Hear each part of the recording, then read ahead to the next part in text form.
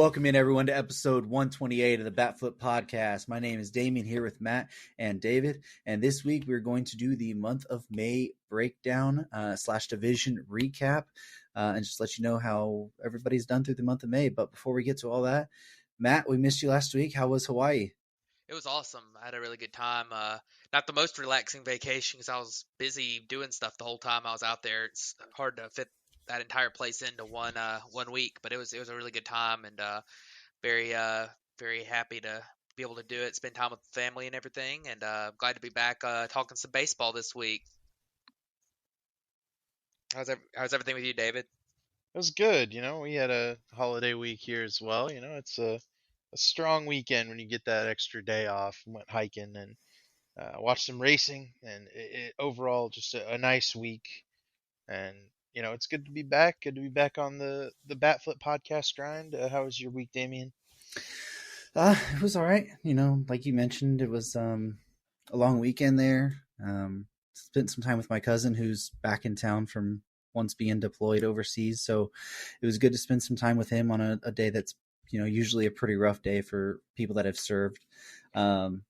So I was able to barbecue, play some pool, watch some good racing there, and overall just a enjoyable weekend and time spent with some family. So, but I'm ready to really jump into this episode because I think we got a really good one here breaking down the month of May. So why don't we go ahead and start right here in the AL East, and we'll go ahead and start with Tampa Bay Rays still leading the division at 39-17. Baltimore 4 games back at 34-20. We got the Yankees at 33-23, 6 games back. Boston is 28-25 with 9.5 games back, and then Toronto is 28-26, 10 games back. So, David, what about the AL East so far of the month of May? Yeah, what a crazy division. All well over 500, every single team, and I think this is kind of a possibility because of the schedule change this season, where we're seeing teams play less games inter-division and more games outside divisions. So we're getting these kind of super divisions like the AL East, and then we're getting some divisions that are kind of crummy from top to bottom, like the central divisions on both sides. So I think it's a real possibility that you see, multiple wildcard teams coming out of similar divisions, and this is definitely one of the biggest culprits. There's not going to be a lot of ways to make ground up. I think with fewer games within the division where you can like win a game against, if the Red Sox won a game against the Rays, that's 2 division swing, but there's fewer games in the division to make those big swings. So as it stands, right, this May is kind of showing that this division is a really, really strong one that can, potentially house World Series contenders. And worth noting that Tampa Bay, Baltimore, and New York all went 18-12 this month. So they're, they're all on the same pace right now, it seems, and everybody's performing really well over here, except for maybe the Toronto Blue Jays. Yeah, I'm with you. This is the best division in baseball so far this year. I think it'll probably continue to be that throughout the season. You look at some of these performances. Everyone talked about in April how easy the Rays' schedule was, and that they were not going to be able to back it up. Well, they came into May with this extremely tough schedule and have gone 18-12. So I think they've really kind of solidified the fact that they're really that type of team. Or in their last 30 games have been 18-12. Um, and they've also in the month they have led the majors in WAR for position players, along with WRC plus. So they've hit the ball well. They've continued to defend well. They've ran the bases extremely well too. They've led in base running, the base running metrics too. So the pitching has taken a hit. Part of that's the schedule. Part of it's the fact that they were playing. They've had so many injuries, but they've still been really good as a whole, as an entire team this month. It's good to see the Orioles continue to do what they've done to start the season. They're only 4.5 games back in a division that, or 4 games back in a division that we really, that a team being out there 39-17, we would not have expected the Orioles, even though we thought there's a chance they were pretty good this year, to be that close. But they've been really good. The Yankees have righted the ship, even with all the injuries they have. They had a good month, and I mean, Boston's been all right. The Blue Jays, maybe we talk about them a little bit more, but they've really struggled. And honestly, the metrics and stuff don't absolutely hate the Blue Jays this month. Like they've still been a top 10 offensive team in the month. Pitching wise, they haven't been good with the metrics, but their ERA has been pretty good. They haven't given up a ton of earned runs. So I think that it kind of some of it might be a little bit of sequencing, but there have been kind of red flags for the Blue Jays for the entire season, and the record's still fine. They're above 500, but they're falling behind in this division right now to teams that it's going to be tough to pass the top three Hmm. teams in this division, and then even the fourth team, like right now it's the Red Sox are there, like with what's going on in the AL West with the Rangers doing so well to start the season. Like it's going to be tough to get that fourth team out of the AL East, like some people beginning of the season might have thought could happen. So Right. this division so far, it's going to be a dogfight. I think that the Rays definitely are the front runner.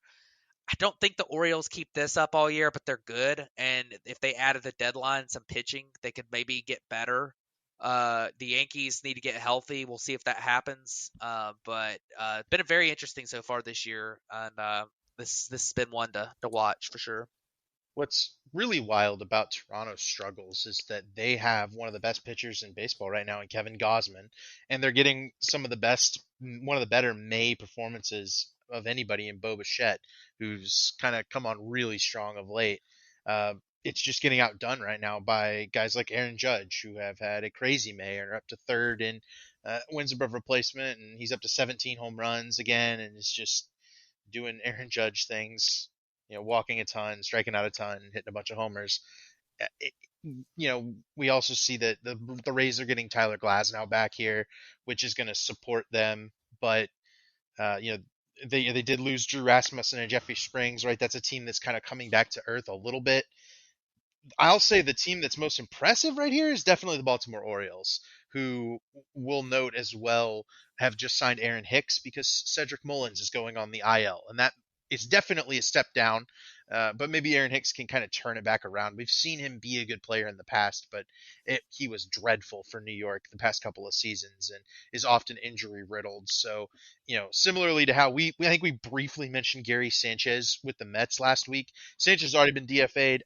I'm envisioning a similar short 10-day-ish stint for Aaron Hicks, and then he'll be gone again. But maybe he can find a way to step up. But I mean, the Orioles have been getting such a good performance from Cedric Mullins, Adley Rutschman, right? I mean, this is a team that has just gone from being kind of an afterthought, a team that wasn't really getting picked, to being very, very complete with a lot of really good role players, a lot of really strong lineup depth where everybody at least contributes a little bit to some extent, right? And you've got really good fielding as well with Mateo and Frazier's in there, providing a good versatile glove. Henderson's still been a good fielder, even if he hasn't gotten going at the plate yet. And Mullins leading the way in center field, Rutschman behind the plate, and just this team is very, very solid. If it's not spectacular, and that's what's making them, I think, win a lot of these games. They've also gotten some underrated starting pitching performances as well.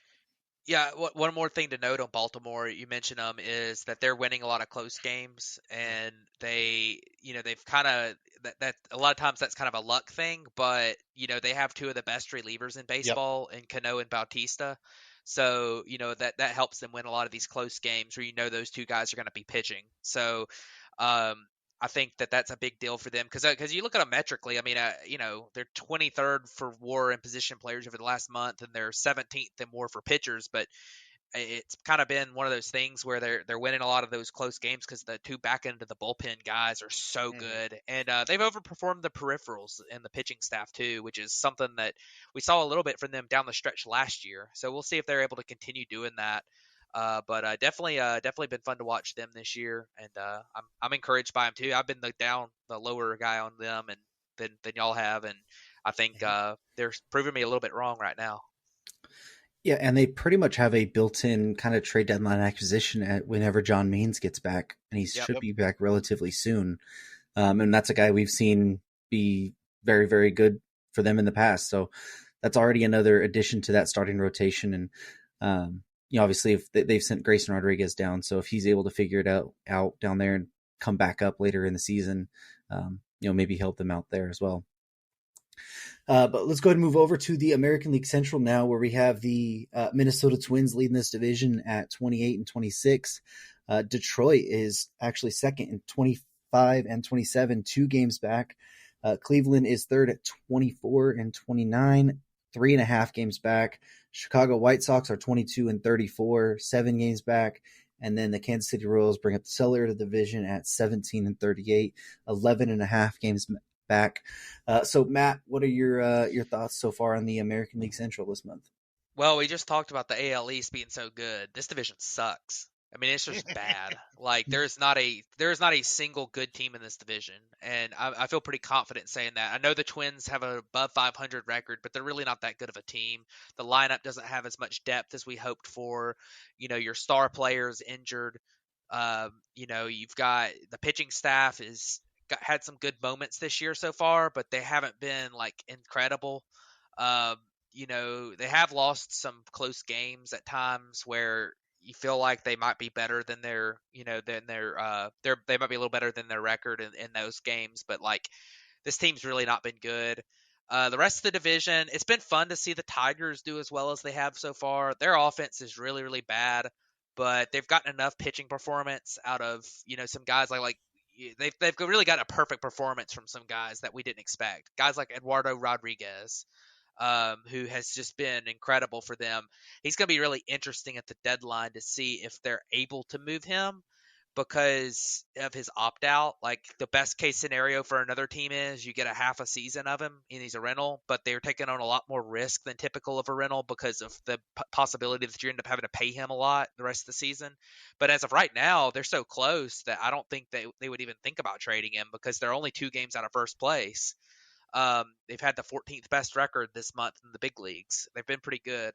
Guardians can't hit their offense. They've had a negative WAR on the month or since May 1st. They have a 67 WRC plus since May 1st. They just cannot hit. A lot of those guys last year, all those contact bats that had high BABIPs last year, just haven't found those spaces this year. They're never going to hit for much power. I think they'll get it going better than they have so far. The pitching injuries haven't helped. The White Sox, I mean, it seems crazy, but their last 30 games, they're 15 and 15 after that dreadful start. Like, is there a scenario where they still might end up like competing in this division? I wouldn't completely rule it out. Just because Liam Hendricks came back this week, which is awesome to see after he dealt with cancer, which is difficult for anybody to deal with, and especially for a finely tuned athlete who only missed like a less than a full year off of it, which is crazy. So very, very happy to see him back. And then the Royals are just really, really bad. Their pitching staff is awful. Their offense is awful. They're just not a good team at all. So this division, like Minnesota's probably going to win it by default, but this division's almost unwatchable. What's really crazy about it is that I did not expect the Guardians to be this bad. But they're off. It makes sense, right? That the way they built that team, with Miles Straw, Stephen Kwan, Ahmed Rosario, Andres Jimenez, those guys are all very much reliant on the single, right? A lot of singles, a lot of putting the ball in play. What happens when you start seeing those guys get out of their approach in desperation is I think it snowballs a little bit, right? I mean, Jimenez has been really bad. Rosario has been really bad. Those two specifically have just every part of their game has really snowballed in this struggling stretch. But with this division being so bad, you can't really count anybody out of it except for the Royals at this point. Like, yeah, we expect Minnesota to get going. Carlos Correa has been pretty dreadful so far, but Byron Buxton hasn't been hurt. Royce Lewis just got back. He'll be helping them for sure. Um, the Tigers lineup is a little questionable, but Riley Green's kind of coming into his own as a center fielder and has played really well, and that's got to be encouraging for Tigers fans. And also, they picked up Zach McKinstry, who's gone and been downright excellent as a utility player for him this year. So they do lose Eduardo Rodriguez this week to the IL. And I think that may start to drop them a little bit, but you think maybe Tariq Skubal gets back sometime this year. And I don't know. The Tigers are a mystery because I think they will sustain about 500 play, but I don't think that's going to be good enough to win this division.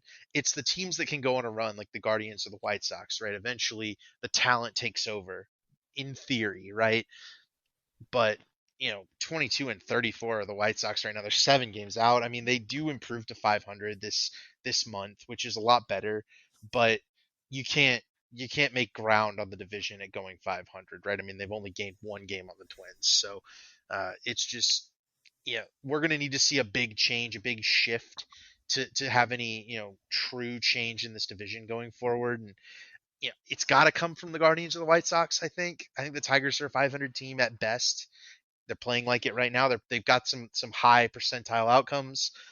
The Twins have really low percentile outcomes. I feel like the Twins have a better team than this. So we'll see. That we've got the trade deadline to think about as well. These teams are not going to be the same here, right? I mean, we kind of have the beauty of May is we have an established big sample on what these teams are, but the trade deadline and further, injuries, call-ups, etc., are going to give these teams additional ways to change and improve. So we're kind of setting the stage for those future changes. For now, these are kind of what these teams are, and the Twins are the best, but they're the best of a bad group in this AL Central. Yeah, and yeah, I agree. The Tigers to me feel like the Tigers were supposed to be last year. Is Right. one more That's thing to a kind of good. note. Like they they're not, their talent level's just not there to be like the top of the line. The thing that's still problematic for them is that like Torkelson's still not producing, even though he's been a little bit better than he was last year. And Riley Green, while he has been better this year and he's got pretty good numbers right now, he's running like a super high BABIP, like over 400, which is Mhm. not going to stay there. And I think I don't think he's a total bust. He's young. I think he's going to be all right. But like looking at him as being like that immediate guy to come up and take the majors by storm, like we've seen some guys do in the past few years, he's going to take at least a little bit more time to adjust to being a quality big leaguer. So, or at least the elite type of big leaguer he could Mhm. be. Like he's already, I think he's a quality big leaguer, but like it's kind of those kinds of things, and we'll see if they stay. And but I agree, there's not a lot else to talk about here. Yeah, I mean, you guys are mentioning also Riley Green left today's game with an injury as well. Fantastic. Um, Yeah. so they aren't sure what it is Oh yet, no. but it was after he had tracked down a ball in center field. It wasn't even like running the bases, so don't know what that could Yeah. possibly be. But you had mentioned, I mean, he was almost batting 300 with like an 800 OPS, so Yeah. big It's rough. loss there. And then Eduardo Rodriguez, obviously, today. But Matt, you made the great point. This feels like what the Tigers should have been last year. Yeah. And now they're going to get 2 key injuries there. So I was watching the game I think it was yesterday against the Rangers, and they were saying that 56% of their payrolls between Javier Baez, Miguel Cabrera, and Eduardo Rodriguez. Yeah, So and that is, and 26% of that is Miguel Cabrera's contract. So yeah, that'll be off the books, won't it, after this year? yeah, I so could Erods. I Yeah. would put the So Tigers could as Baez. Actually, they all Well, could. Baez ain't gonna Baez be. will not be, yeah. But He's Well, been unless they horrible. trade him. that would be There, well, Somebody might. surprising. the money will still be on the books. I mean, And Not he if they could trade still him. he still plays well they'll at have to. shortstop.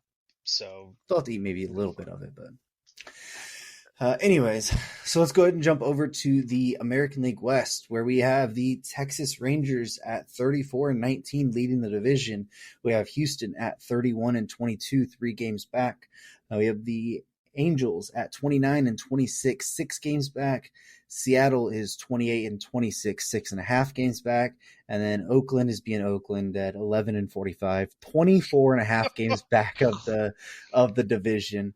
I'm not even going to go look towards like what they are back from the wild card, because that would be even something else. hilarious. But I think we're going to David. David, what do you think of the American League West outside of the Oakland Athletics being terrible? Yeah, aside from my general most interest in the NL Central, the division I've been watching the most thus far is the AL West, because I think you've got maybe the 3 most interesting teams that have been hunting the same like carrot for the longest time where they've been going after the Astros, right? The Rangers, the Angels, and the Mariners have all tried to take down the Astros. They haven't done it in a few years, but it feels like it's very even, right? These teams all feel real similar. The Rangers have I mean, we talked about it last week, right? I mean, the spectacular performance from Jonah Heim and Adolis Garcia has really, propelled them forward, right? Nathan Eovaldi's just been spectacular. That's huge, right? Superstars kind of emerging. Marcus Simeon's been really good too. I think that's getting underappreciated right now, but it doesn't really matter because Houston is keeping right pace with them, right? I mean, you look at their records this month. Rangers go 20-10, best in baseball. Houston goes 19-11. They gained one game on them this month. So that's really just goes to show that Houston, which seems to be down right now, with they just got Altuve back. The offense, it's very top heavy, but it doesn't matter because Jordan Alvarez is driving in everybody, and Alex Bregman hit another homer today, and it's just crazy how good Houston has been and how much depth they're able to generate out of thin air. It seems like. Um, Aside from that, you've got the Angels, who are finally putting a decent team around Trout and Otani, and they're above 500. They're in a really good spot. They've endured some injuries. They've endured some poor performance from some guys they needed to be better. I expect that Otani's actually going to be a little better going forward. I think he's actually been he's not been as good as he has been in the past couple of years on both sides of the ball. Wonder if it's the endurance factors getting to him a little bit. Maybe he's just Otani. He's still been really good. It's just not quite that same superstar level on one of the two ends of the that he plays, either offense or defense. Um, and then offense or pitching, that is. And then the Mariners have a very interesting little team that has underperformed almost across the board. I think Julio Rodriguez is finally starting to get going. I think we'll see the Mariners making a big swing at things at the trade deadline, because that's a team that has the pitching to do it but has not had the offense thus far. But Julio Rodriguez finally above 100 WRC plus, finally like at 1.6 wins above replacements, playing great center field. I think he'll get this offense to where it needs to be. Going forward, but maybe the thing I'm worried the most about this division is that Mariners offense, can they get to a place where they can catch the Rangers and catch the Astros, and then can the Astros pitching keep them in ball games, because their offense certainly can score enough runs to do so. Yeah, I think that I agree with a lot of that. I mean, the Rangers have dealt with some injuries and are still performing at a very high level. They've lost their best position player and their best pitcher for significant portions of the season so far, and both of those guys being like MVP candidate type players, and they haven't really missed a beat. 20-10 this month. They've been really, really, really good. Nathan Eovaldi's pitching excellent for them. Um, he's kind of stepped up where they were hoping that DeGrom would be. They've had a great offense. They were fourth best in the month of May offensively. Seager's back now. Like, there's Marcus Simeon's performing from the beginning of the year this year. And they've just been very, very, very good. You look at the Astros, and they got healthier. Their schedule got a little bit more relaxed. They are definitely playing pretty well right now. 19-11 this month. Um, just kind of be doing Astros things, I guess. I mean, they haven't really. I still don't think that team is quite as good as they were last year, but they're still obviously a very good team. I do worry a little bit about their pitching rotation the rest of the season, just because of the injuries they've got. And I mean, I don't fully trust the rookies to keep it up all year that they have. The Angels have been pretty good. They've actually been the 12th best team with position players by WAR, and the 12th best pitching staff by WAR with position players. So they've been, above, a little above average in both. On both ends sides of the ball, they've been pretty solid. The bullpen has been a little bit better than I think we might have expected it to. The offense around Trout and Otani's been okay. Trout has been good, and Otani's been good.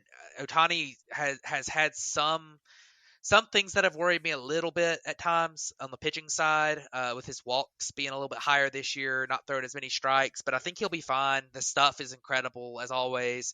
At the plate, he's been fine. He's just running a little bit lower BABIP than he did last year. He's going to be totally fine. He's very good. I'm not worried about him. Trout, you know, he's been good. He hasn't been the Trout we used to see so far.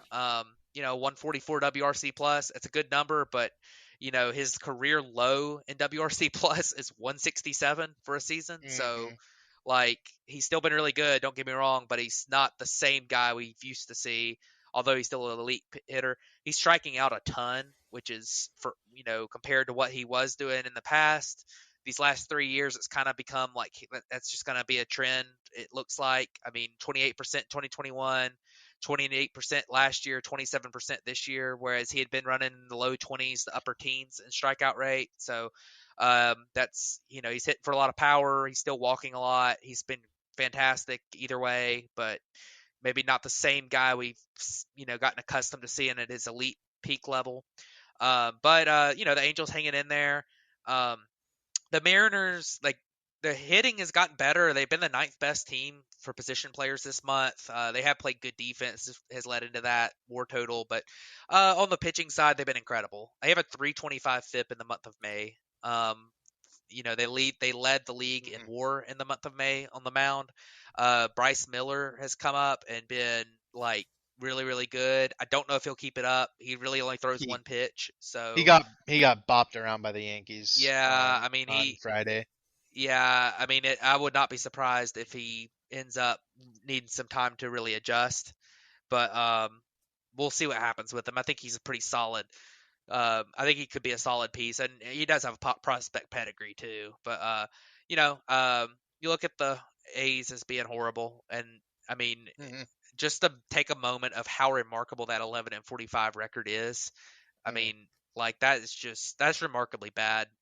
I don't think anybody expected him to be quite this bad this year. I mean, I think we all expected him to lose like 100 games, but like this is like worst team ever bad. So Yeah, it sucks for them. They did beat my Braves last night, which was embarrassing, but I mean, losing to them is embarrassing. It really is. Even one game in a game in baseball, in one game, you're typically never embarrassed when you lose. You to any embarrassed if you team. lose to Yeah, the A's. So, but we'll see. They're going to win more than 10 games in a season. They're going to beat somebody good a few times, but it's um it's pretty bad. I have a Mike Trout stat Hmm. based on what you said. So you mentioned that his lowest career WRC plus was in 2014, right? I believe he won unanimous MVP that season. Yeah. In the season in which he had his lowest career WRC plus. And then I also want to note that this season his ex WOBA is 1 point below his ex WOBA from last season in which he had a 176 WRC plus. So ultimately, I think he's actually underperforming just a smidge right now. Not worried about Trout, but I would like to note that Ben Joyce just came up for the Angels yesterday, looked really good. He was the guy who was throwing 105 miles an hour at Tennessee. So Angels are improving the back end of their bullpen, which already features Carlos Estevez at closer, who's been one of the best closers in the league thus far and has been easily the best free agent signing at relief pitcher that got any sort of big contract this year. So Angels actually making good signings around a team of superstars. It's obviously leading to a better record. Yeah, and then just to throw it on the Oakland A's, just a little bit more before we move on, they also designated their highest paid player Oh, that's the other right. day in Jesus Aguilar. I did So forget about that. to lower their payroll to 2 million or something like I don't know. That's a joke, but it might as well be. I guess he was He Ryan was. Notice, the one guy that's been playing first base, right? Yep. Yeah, Noda's actually been really good. I Yeah. was gonna yeah, say he's been performing pretty. The Oakland A's offense has performed not good, but like they haven't been the worst offense in baseball. I mean, yeah. it's pitching. Their two biggest free agent signings of Jesus Aguilar and Trevor May have not worked out for Yeah, either one of those yet. I don't think Jace Peterson's been good either. I think he's been bad Yeah, for the A's. I'm gonna have to check that, but I don't think anybody on the A's has really been good. So Brent Rooker. Brent Rooker and Noda, I Well, think actually has been good. I think listen, Noda's got like a listen. 400 OBP. We don't need to. It's Don't look, give them this is credit. all very important for fans of teams that are maybe going, who could my team trade for? Ryan Noda has a 400 OBP and a 150 WRC plus. I mean, he could be on the move. Speaking of fans, did you see the tweet the Houston Astros put out the other day against the A's, Oh yeah, I where did. they said 10 runs in front of tens of fans? Oh my I goodness. don't. Yeah, I don't really like that much, I but thought it was like hilarious. still, I mean, it was funny. It was That funny, was but hilarious. All right, let's jump over to the National League East now, where we have the Atlanta Braves at 32-22, the Miami Marlins at 28-26, 4 games back. The New York Mets are 27-27, 5 games back.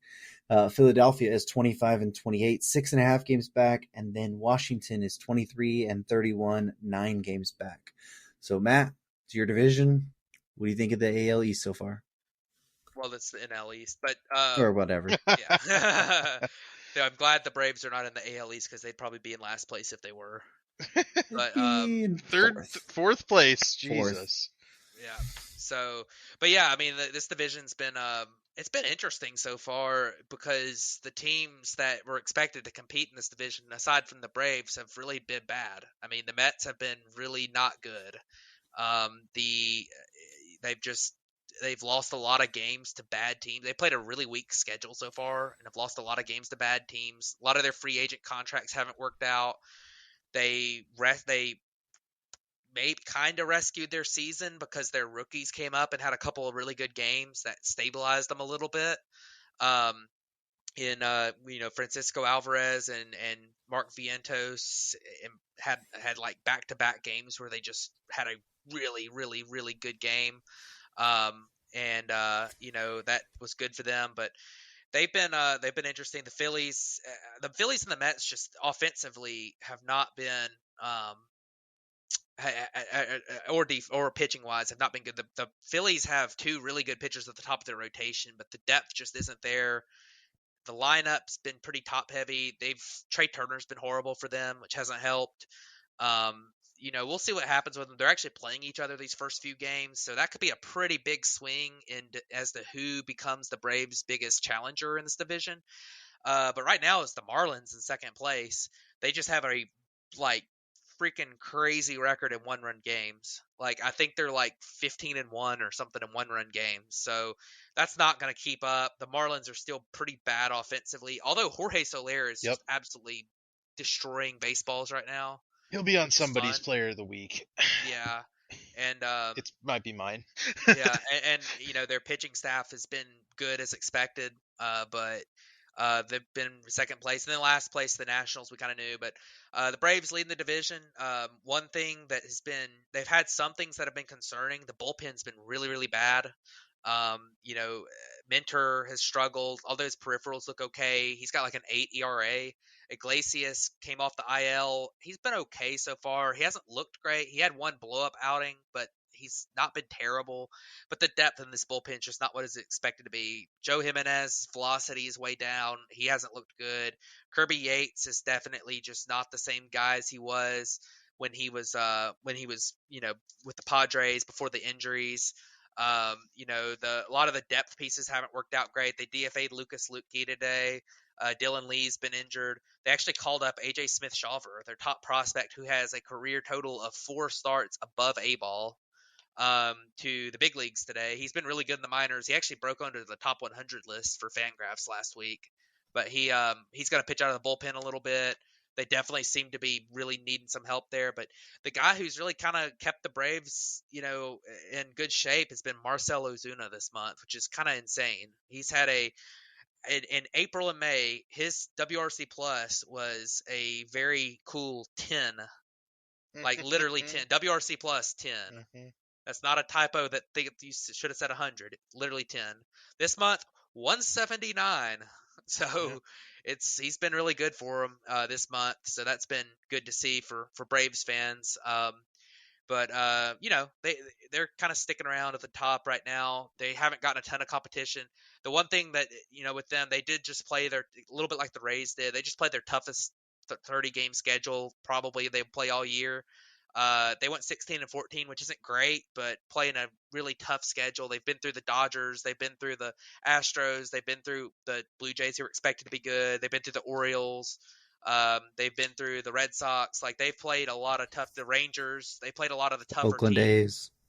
One Tough one teams. game, but I'm just the Mariners they played this month. Like they played a lot of tough teams this month, and maybe that that this coming up month after they play a series against the Diamondbacks and then the Mets, but after that their schedule is really really soft for the month of June, so they might be able to kind of get things going a little bit again. But the Braves are still the class of this division, and I don't really see anybody passing them unless the Mets just Yeah. kind of figure it out. But they just haven't showed signs of that so far. 3 of the top 5 players in home runs play in this division. Pete Alonso, Matt Olson, and Jorge Soler, 2017 and 17, which is pretty fun if you like the long ball. Pete Alonso's already at 20 home runs. It is not yet. We're doing our May recap. May is not yet over. We have one more day, but 20 home runs by the end of May. That's a torrid pace. If Pete can keep it going, he'll be looking at 50 plus. Um, you know, the way this division shakes out is almost exactly the way Matt said. I will say I kind of like the way the Marlins are playing games at this point, and that's a team with Arias and Soler that has some offensive pieces, but doesn't have the thump, and they don't have anybody else who can really do anything other than Soler at this point, which I distinctly remember in our seasonal preview saying if the Marlins can get big production from a guy like Soler, they that can be the catalyst to them having a winning season. Well, here he is. You're right, 17 home runs. This is the kind of Soler we saw with the Royals in 2019, where he hit 40 something home runs. And obviously with the way he is, he's going to be streaky, but they are yet to see the best version of Sandy Alcantara this season. We probably should have put him on our he's struggling stuff from last week, right? I mean, Alcantara has been kind of shockingly not as good as he typically is. Luzardo's been very, very good, kind of exactly the way we were kind of expecting him to be. But the Marlins are a very interesting team because they do have the pieces to go out and improve at the deadline. And we didn't mention it. I wanted to maybe, but I got caught up in talking about other things. The Orioles are another team that can really, really improve at the deadline based on how strong their farm system is, and depending on how much they want to give away to get better.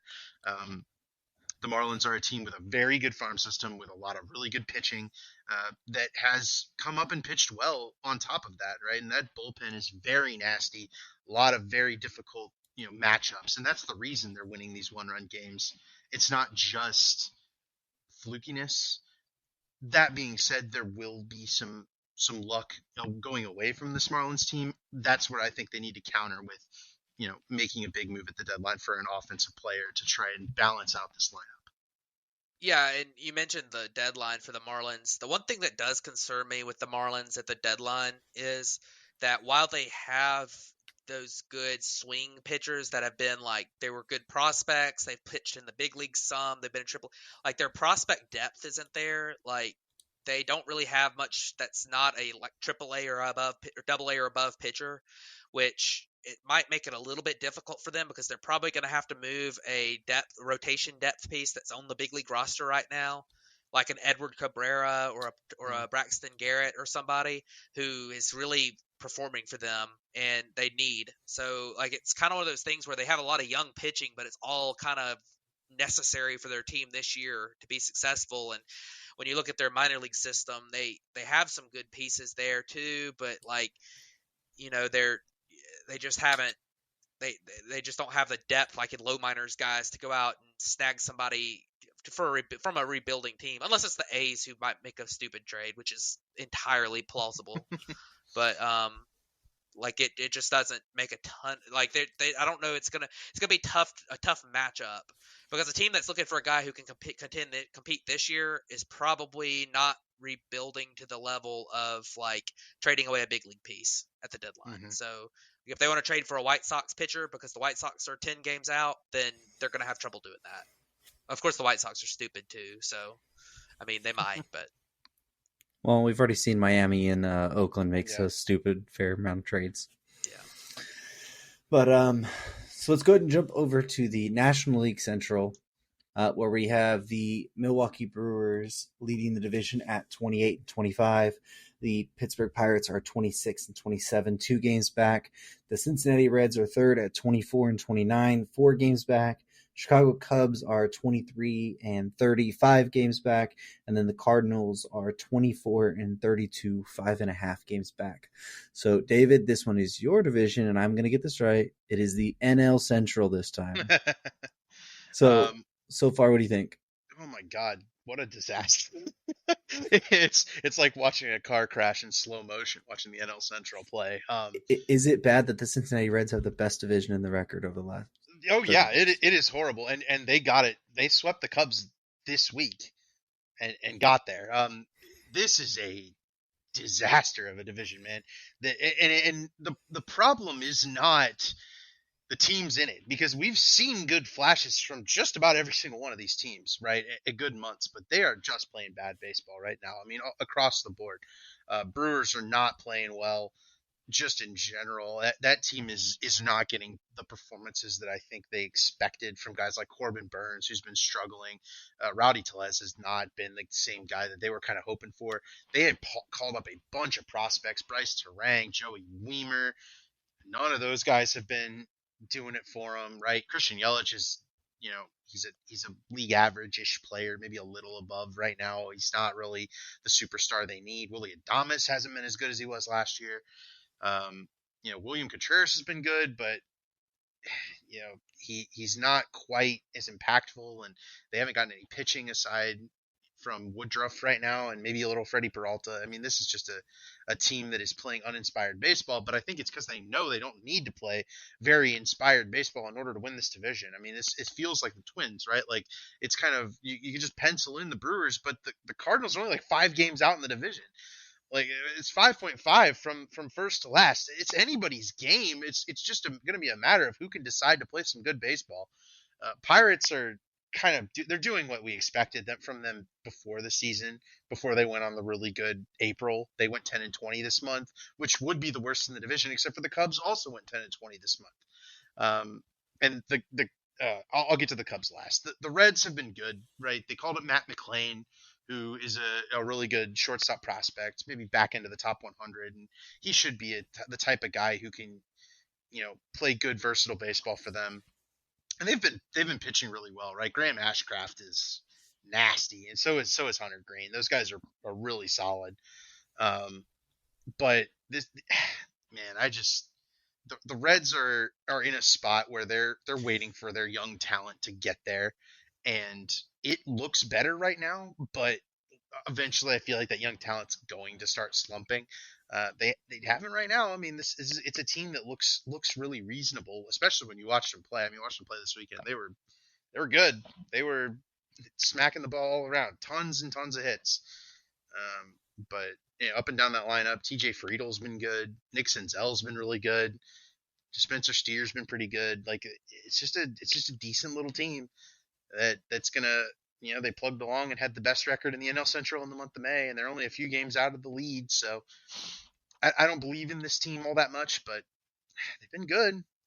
And then the Cardinals have been bad, but they've been better, and that's always scary. Paul Goldschmidt's back to not quite MVP level, but he's been extremely strong in May.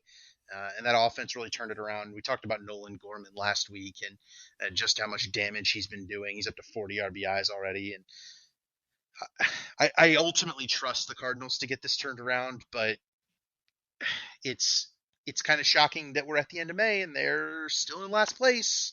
But with only that 5.5 game gap, anything could happen, and they could win 20 in a row and shoot to the front. And it wouldn't shock anybody because it's the Cardinals. And then, man, I got my chance here to rail on the Cubs for this month, man. They have been playing uninspired baseball, making terrible roster decisions, and generally not trying to win games. And the fact that they're still only 5 games out is a blessing and a curse because now I'm still somewhat invested, even though the way this team is played makes me not want to watch baseball at all. Um, and it takes a performance like Marcus Stroman on Sunday where the team gets three hit by the Rays and only a one hitter, like one of the all time great performances in the franchise history, like up there with the Jake Arrieta no hitter, is it's like that was where it was with game score. Is what it takes for the Cubs to win games right now. I mean, they're playing uninspired baseball. Dansby Swanson's been really good, but that's it. Cody Bellinger getting hurt. It feels like derailed the season almost, right? It started. This slump started right about when he got hurt. And I'm very frustrated. The lineup choices are bad, right? They weren't able to ride the Chris Morel wave, and now he's back to kind of slumping a little bit. It's just been a poor decisions. They've deserved their struggles. They're 29th in the last month. It's been very frustrating, but I mean, the way this NL Central is playing out, any of these five teams could go to the playoffs, and all of them should be trying to. Yeah, you know, when you look at this division, like David said, it's just not a good division. In fact, out of the teams in this division, the highest chance of getting a wild card for a team is 7%, 7.8%. Like that's pretty crazy to me. That like mainly just because there's just no chance that these teams are gonna have a good enough record to get the wild card. So, I think the Cardinals, having weathered the storm some, has been good for them. The pitching has gotten a little bit better this month. Like they've had some flashes from Jack Flaherty. They've had some flashes from some other guys as well. Like they haven't been totally awful. They've been about league average on the mound this month, 419 FIP. The offense has been really good. Nolan Arenado has gotten it going to a certain level. Still not great numbers for the year, but he's been, better this month than he had been over the past, over the first month. So, um, I think that you talk about the Pirates. We kind of knew this was coming. They just don't really have all that much major league talent. Like they were winning a lot of close games. They were exciting for a little while. They did play a pretty weak schedule to start the season, but you knew this was coming at some point. We'll see if they can hang in there in the 500-ish range for a little while because if they do, you might look at the deadline as a team that might add a couple of fringe pieces that could put them maybe contending for this division because the division's so bad. The Reds have been pretty cool to see. Nick Senzel playing so well has been a big deal for them. He was a former top prospect who just never ever stayed healthy, got healthy, just really been a disaster to his career so far. But so far this year he's been a league average hitter ish, and he's been worth something.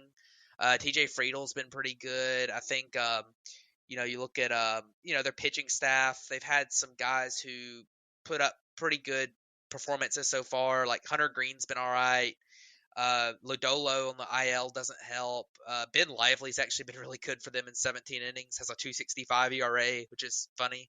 But I just don't think they have the overall talent. The Cubs have been really bad. The Cubs are a team that was built with a lot of contact hitting in mind this year. They brought in guys they thought would hit for contact, like Nico Horner, like the thought was coming in that they were going to try to have more contact on their roster. I don't know if they did not accomplish that. No, Because they're striking out 27% of the time. That was kind of the point I was making was they have not been that. But they didn't bring in Nico Horner, but well, they had Nico yes, Horner. They brought in Eric Hosmer to hit for contact. Like even though he's bad. Like I mean, you can see why I'm frustrated with the roster making decisions. Yeah, I agree. Like they just oh man, the roster manager. The deal with the team like the Cubs this year is that if you want to go spend a bunch of money, then that's great. Yeah. I want teams to spend, but you don't spend a bunch of money to be a 500 team. You just don't. Like it put yourself without the higher end reward that you could get from winning a World Series. It put yourself in a position to have bad contracts. Like that's without having the World Series upside. Like you can do what the Padres did with Manny Machado 3 or 4 years ago and sign a absolute bona fide superstar to a big contract with the expectation that your number one farm system is about to be at the big league level. But like signing good, really good, but maybe not like elite players to big contracts and expecting them to be able to, just two or three of them and just expecting them to carry a bad roster just typically doesn't work out very well. So spending money just for the sake of it is not the best thing to do. And I think that the Cubs have maybe been a little bit in a little bit like their farm It, system. If they were to spend, you know, they let needed me, to spend on like Shohei Ohtani this offseason is the guy they need to spend on. That type of guy, well, not yeah. Dansby Swanson for 8 years and $880 million. Even though he's been really I mean, good this year, he's not been good enough to carry a team like Shohei Ohtani can. Like, Dansby Swanson's not supposed to carry this team, first of all. well, that's the point. And Like, and that's misunderstanding what's going on here. Ian Happ's only got 4 home runs, which yeah, isn't I great. mean, But what really bugs me and the problem, and I think we saw what the ceiling of this team can be already, right? The April, they were well above 500. They were looking really strong, but you see the roster management where they're signing guys like Eric Hosmer, they're bringing in a Trey Mancini, they're bringing in guys with low ceilings and really low floors. That yeah, Trey Mancini when he's good could have been okay, but he's been just a black hole. And it's like, yeah, Matt Mervis hasn't come up and let the world on fire, but you've taken away crucial development at bats from Mervis, where he could, the rest of the team was performing. Mervis not performing would have made sense. And then, theoretically, Mervis turns it around and you're utilizing the roster better. But instead, you're paying Trey Mancini a bunch of money. You're paying Tucker Barnhart a bunch of money. Like these guys, Hosmer, you wasted 100 plate appearances on a guy is bad. Like it's that kind of decision making that really bothers me, and it's what is not the Cubs are not maximizing that, and that's what we're seeing for them to go 10-20 in a month stretch. yeah, the bullpen management's been pretty Oh bad for God, them too. Like, I could go they're just not forever. they're just not a very good team. I mean, they don't have they have an okay roster. They don't have the high end superstar talent to carry an okay Yeah. roster, and they don't have like enough of good players to be like, to not need those superstars. So They needed to trust the young guys. They didn't, and then they didn't bail on the guys that definitely weren't going to get the job done to the young guys to see what they had in time. And now it just looks discombobulated, and we'll see what June has. They're only 5 games out. They could still win the division. oh yeah, Who I mean knows? But like they're in a perfect position to run into these problems. But it's like this is so frustrating to watch, yeah, and nobody wants this. Let's let yeah, Damien talk about his team. yeah. No, I was just gonna say, like, obviously we're a little bit talking more about the Cubs here because of you specifically, but they're 3-10 in 1-run games. Like, had they been able just to put that halfway there, you're talking about being right there with Pittsburgh, being a couple games out. So, like, sure, they ran with the veterans for a while, but it's not like they waited too long to do it. They waited too long for the fan base to do it, but they're still in the heart of this if things can break the right way and they get healthy and they get the performances that they should be getting from said players, and depending on what they want to do at the deadline. So, yeah, but I mean, St. Louis, I mean, we expect them to turn it around if they just get any ounce of pitching at all. Like they're going to be a nightmarish team because that offense is really, really good. So yeah, I could see St. Louis going for a deadline pitcher or two, like one of the big ones, because they have a few prospects who are probably guys that they have some prospects that are guys that a team like the White Sox would get, like Mason Wynn.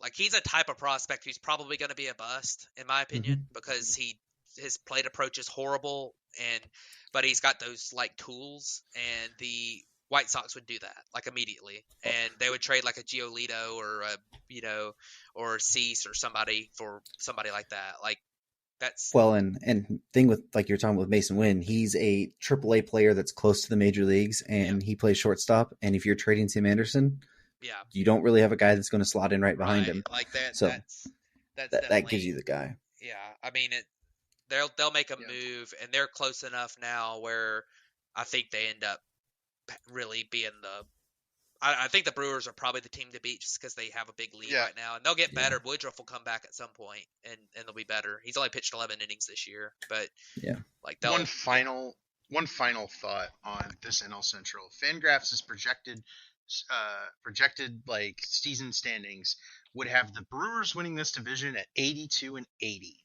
sheesh. So that's bad. All right, let's go look at a division that has a much better outlook. Yeah.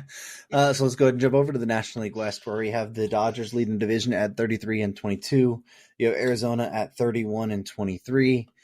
Game and a half back. You have San Francisco at 28-26, 4.5 back.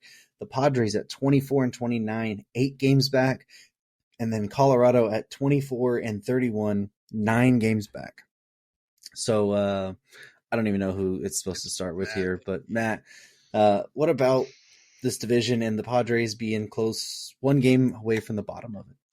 Well, we'll get to the Padres in a minute because I do have some things to say on the Padres. But the Dodgers are really good. They have taken advantage of the fact that the Padres were supposed to win this division coming in by a lot of people, and I think the Dodgers have used it as a little bit of a chip on their shoulder. They've been really good. The pitching outlook to me maybe a tiny bit concerning with the rotation just because you're dealing with young guys now. Gavin Stone, Bobby Miller, two really young guys in that rotation. Dustin May being hurt. You never know when Kershaw might go in the IL, but the lineup's been really good. Mookie Betts has been good. Freddie Freeman's been really, really good. Max Muncy's been really, really good. He's been like back to the really good Max Muncy that we've seen in the past, and not the one we saw last year. You've got, Will Smith's been good. Like their entire lineup has performed. James Outman, I think, is still, I don't think he's going to keep it up, but he's been incredible so far. Um, I think the Dodgers are definitely the best team in this division right now. They're well rounded. They always seem to get those guys too that are kind of, I won't say they're not fringe guys, but like the depth guys who always end up performing well. I think the Dodgers are, especially with the Padres just not being non-existent so far. The Dodgers are the class of this division. The Diamondbacks been really fun to watch. I still don't think they keep it up. Zach Gallen's been incredible for them. They have the fifth best pitching staff in baseball. This in the month of May. I just don't trust their lineup totally. They've been good this month, but like I don't trust Perdomo, who's been incredible so far. Like they've been. It's hard for me with this team because I mean Corbin Carroll being really good is just not surprising at all. But Lourdes Gurriel being good, I don't know. I think they're really good. I don't think they're quite as good as they've been so far. But look at the Giants being in third now. I've kind of felt like the Giants could have a little bit of a surge at some point. They had a horrible like first couple weeks, but they've really kind of taken off since then. 17-13 in the last 30 games. They had a good month. They've gotten some good performances. Their pitching staff's been good. They've been doing that matchup ball that they had been doing for a while. Um, Michael Conforto got it going a little bit this month, I believe, which has been nice for them. Um, they've just been a solid team. Tyro Estrada has been really good for them this year. Over already 2 wins above replacement, and JD Davis has been really good for them. That was a horrible trade for the Mets to make with JD Davis for Darren Ruff. So Lamont Wade's been really good. Michael Conforto's been really good. Like this team, they're hitting the ball well. Jock Peterson hadn't played a ton. Like Mike Yastrzemski's have been injured some. Like they haven't even been full strength. And then the pitching wise, they've been solid. So that's a good team. I don't think they're going to catch the Dodgers, but they could be that sneaky wild card team with the Mets and the Phillies struggling so bad. The NL Central not being good at all. And then the Padres. The Padres this month have been good on the mound, but this team's just not like. They've been very mediocre at the plate. A 93 WRC plus on the month, a 213 average on the month. I know batting average doesn't really matter all that much, but like it's hard to drive in runs when your team is hitting 213. Even if it's even if there's and they're not really slugging either. 28 home runs in the month. Like they've been getting on base a lot, but they haven't been getting guys in. So the pitching staff's been solid this month for them. Michael Wacha's actually had a good season so far, which has been interesting. No, Seth Lugo's not been bad. You've got but Snell's been pretty abysmal this year. So that team, that Padres team, just screams to me team that thinks they've arrived when they really haven't. Kind of like the Blue Jays were last couple years. Like they seem to think that they're better than they are, and they seem to not really. I know that's kind of a cliche and it's just an intangible thing, but they seem to be that type of team. So I don't know. Um, we'll see if they get it going, but they're 24 and 29. They're already like pretty far behind in the division to a really, really good Dodgers team, a solid Diamondbacks team, and a solid Giants team. So not only do you have to make up a big deficit right now, but also pass other really good teams. So they're in a bad spot right now. And then the Rockies, shout out to them. They've been 16 and 14 over the last 30 games. Like they've been above 500. I mean, they're doing Rockies things because they're always gonna. I don't think the Rockies are a team that is ever gonna just completely and totally bottom out, like and be the worst record in baseball, just because they play half their games in Coors. But they just don't have good enough players to be a contending team right now. I think Chris Bryant's still doing really well for them, which is kind of fun to see. But they're just kind of the Rockies. So yeah, Chris Bryant has not been good for them. Never mind. It's Elias Diaz that's been their guy. Yeah. You would know that if you'd listened to the podcast last Well, week. I didn't listen to anything. I barely watched anything last week because No, I was out of town, but I was in a different time zone. Yeah, I'll be brief on this one. I'll let Damien give a little thought on the Dodgers. Here's my take for the Padres. It's still early, but it's not. It's getting late to be slumping like this. And Juan Soto's turned it around, but Tatis hasn't been good. Bogarts has had a couple of big slumps. He's not been the consistent producer that he was in Boston. And then, man, the Padres are it's a team that needs to group it together and get going all at once, and they haven't done that yet. I think they will. I do not count them out yet. That's a team that can win a lot of games in a row. It's a very high octane offense, but it's not performing right now, and all these games matter. The more wins you have in the bank early in the season, the better for your long-term outcome. But this is a scary spot for them to be in, and it's the converse thing for the Diamondbacks, right? Even if the Diamondbacks slump a little bit, this is a team that's almost 10 games over 500 right now. They can buoy a bad stretch because of the wins they've put in the bank. The Padres can't afford to have another bad stretch here. They'll get knocked out of the division and knocked out of the wild card race really, really fast. So, the Diamondbacks can afford a slump here.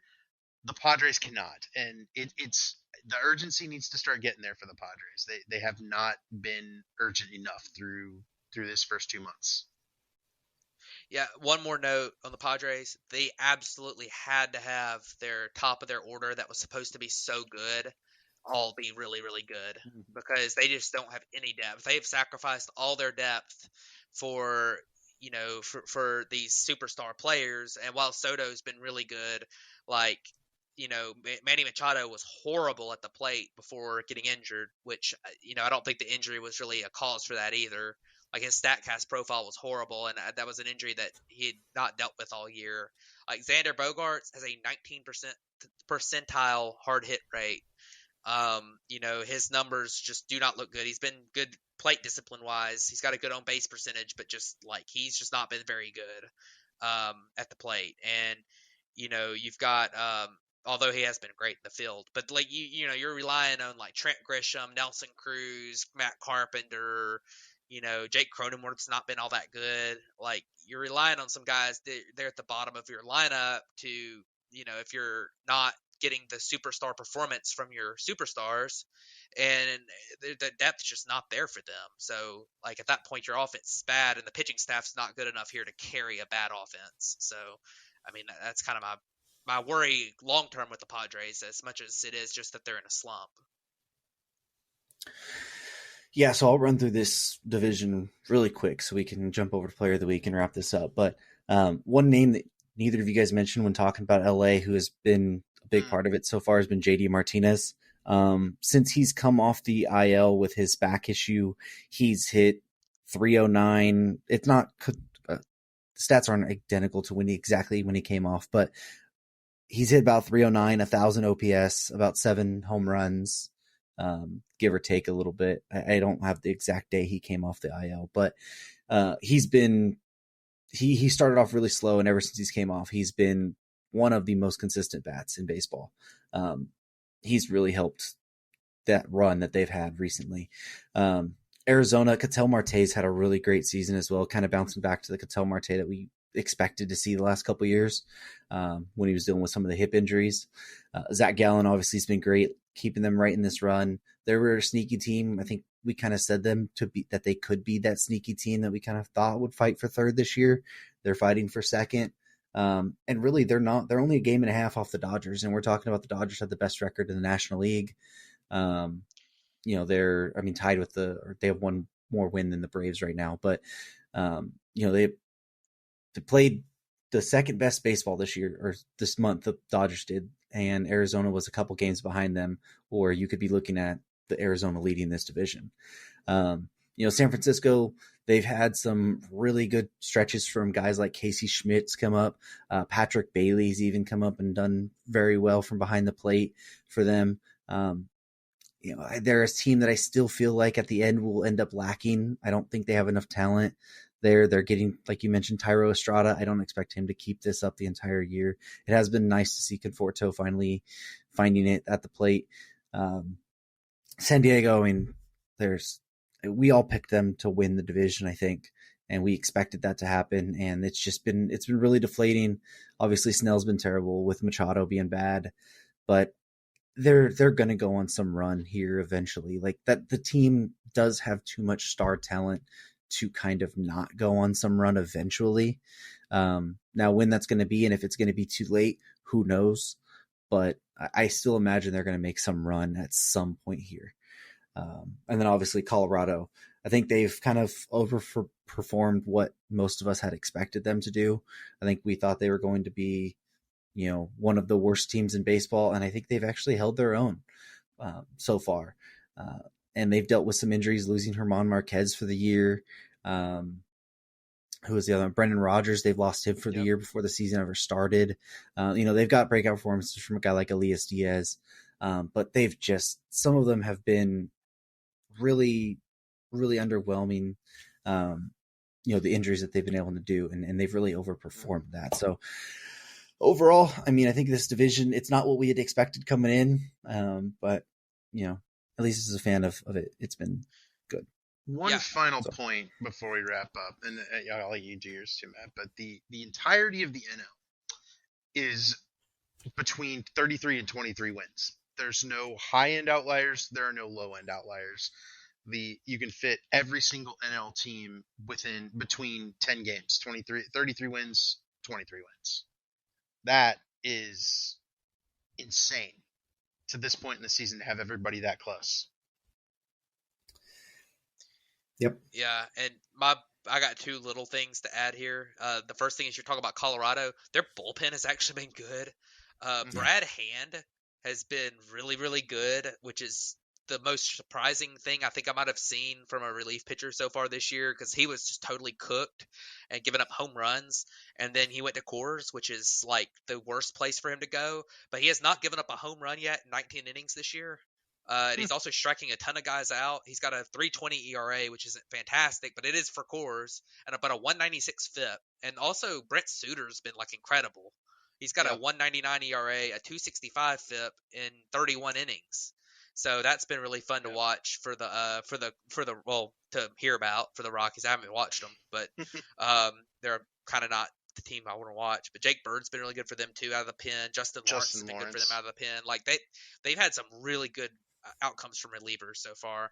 And the other point I was going to make is that in the NL, the two teams with the two best records have the weakest remaining schedules. The Dodgers and the Braves both have a 489 remaining strength of schedule winning percentage right now.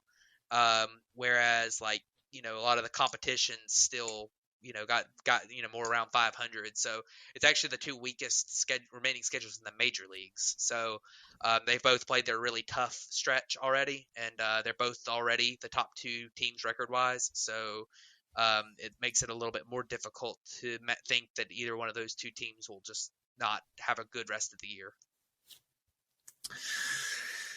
Yeah, so that will do it for the monthly breakdown division recap section so far for the month of May. So why don't we go ahead and jump over to players of the week and go ahead and wrap the show up. And David, you kind of mentioned it a little bit earlier, but who are you going with? I'm going with Jorge Soler. 5 home runs in a week. I genuinely don't know that we've had a level that high this season. I think we've seen 4 a couple of times, but Jorge Soler just on a tear right now, helping Miami win some ball games, keeping them above 500, and I think that's a big part of it. I've said it a couple of times, but I'm gonna keep saying it. They need him to be that guy he was in 2019, the guy they spent I think $12 million a year on. Jorge Soler's got the talent, right? He's a huge dude who can. It doesn't take much for him to hit the ball out of the ballpark.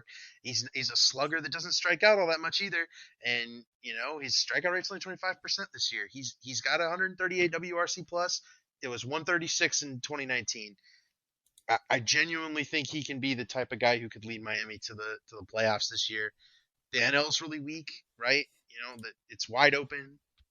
Jorge Soler having a big season is exactly the type of thing Miami needs to stay in the hunt. Yeah, I don't totally disagree with that. Of course, about the rest of the season. But Jorge Soler has had a really good season so far and a good week. I can tell you when he's locked in and gets hot, he can be really, really good for a long stretch. But the guy I went with, I was thinking about going with Matt McClain, who David mentioned earlier, getting called up. He hit 500 this week in 6 games, which is pretty fun.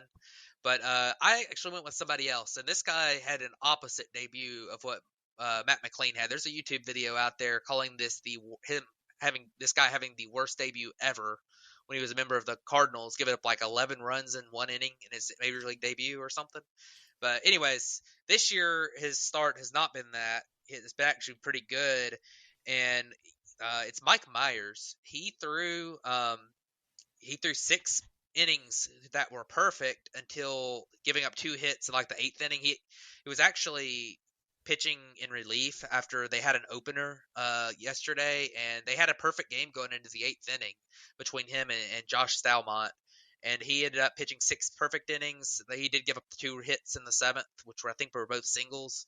3 strikeouts, no earned runs in those 6 innings. And his other game, which was actually a start in the past week, he pitched against Detroit and pitched 4 2/3 innings with only 1 run allowed and 8 strikeouts. So really good week for Mike Myers. I wanted to shout him out for that because he's a guy who has not been he's not been consistently in the big leagues. He's just been never really stuck. And the fact that he had a pretty solid couple games, pretty fun, and wanted to shout him out. So good for Mike Myers. Hope he can kind of keep it going.